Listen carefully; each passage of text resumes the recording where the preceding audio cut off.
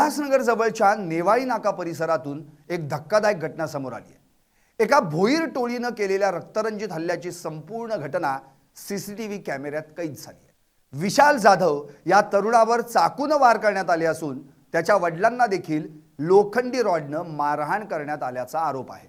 10 ते 15 गुंडांनी पिस्तुलीचा धाक दाखवून दहशत माजवली। या प्रकरणी 6 आरोपींना अटक झाली आहे।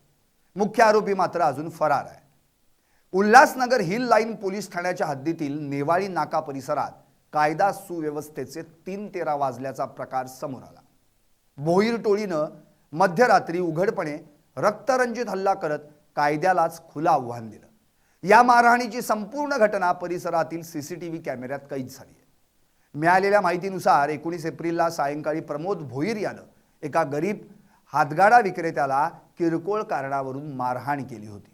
या प्रकरणाला विरोध करत विशाल जुगनू जाधव वय 25 वर्ष यानं समज देण्याचा प्रयत्न केला होता। हाच राग मनात ठेवून रात्री आरोपींनी सुडानं हल्ला केल्याचा आरोप आहे।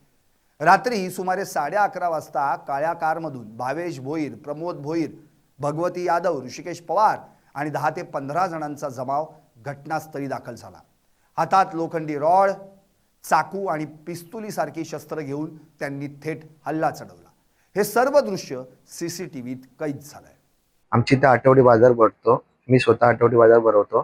तर रस्त्यावर काही आपले गाववाले लोक भाजी घेऊन विकतात, तर आम्ही कोणाकडून काही पैसे पण घेत नाही, काहीच नाही, कलेक्शन पण नसतो। आपले गाववाले लोक हे सगळे धंदा करतात, करू द्या। तर हे लोक नेहमी येऊन तिथे दादागिरी करतात, त्याला रस्त्यावर बसून नाही, त्याला बसायचा, मारील तोडील हे भाषा करायचं नेहमी।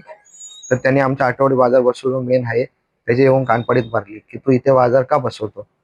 तर ते बोलला की तू मला कशाला मारतो। बोलतो नाही, बोलतो रस्त्यावर ट्रॉफिक होते, हे ते रस्त्यावर ट्रॉफिक होतं तर तू येऊन पोलिसांना सांग ना। आणि ते आपले गाववाले लोक आहेत त्यांची काही तक्रार देतो, तो कमवतात, कमवू दे कोणालाही। मग त्याच्यानंतर या आले लोक, त्यांनी डायरेक्ट मार तोडजोड केली, माझी गाडी फोडली, गाडीतून माझी कॅश काढून नेली, माझा ऑफिस फोडला, गाडीमध्ये चेन होती ती चेन गायब केली, सर्व गोष्टी यांनी केल्या।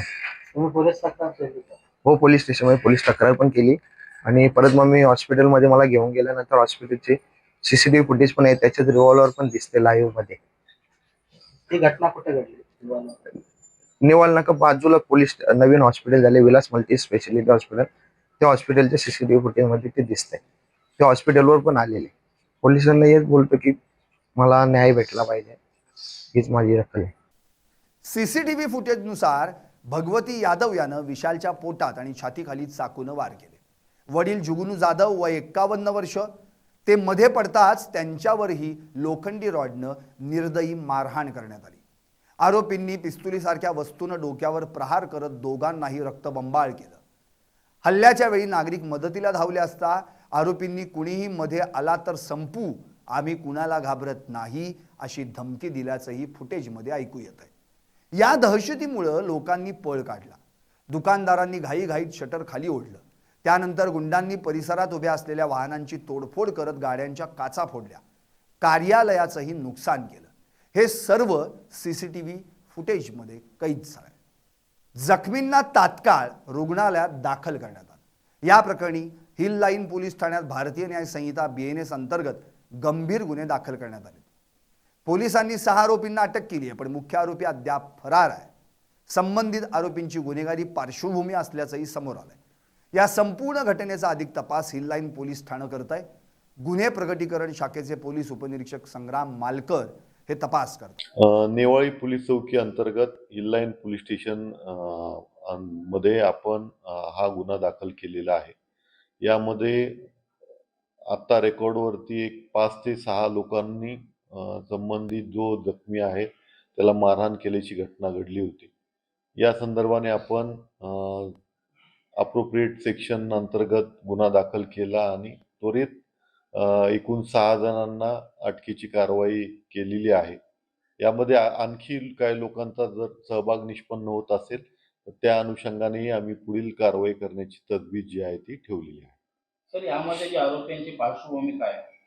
यामधील एका आरोपितांवर अगोदर जे आहे ते 3 गुन्हे दाखल असल्याचं निष्पन्न झालेलं आहे।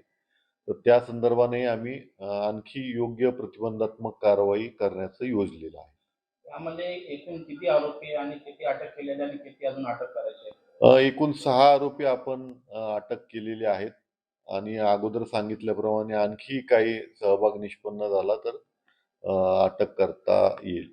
नेवाळी नाका परिसरात गुंडांचा मोकाट सुळसुळाट सुरू आहे. सीसीटीव्ही पुरावा असतानाही मुख्य आरोपी मोकाट असल्यानं पोलिसांनी कठोर कारवाई करावी अशी संतप्त मागणी नागरिकांकडून होतीये. संदीप साळवे, LS मराठी, उल्हासनगर.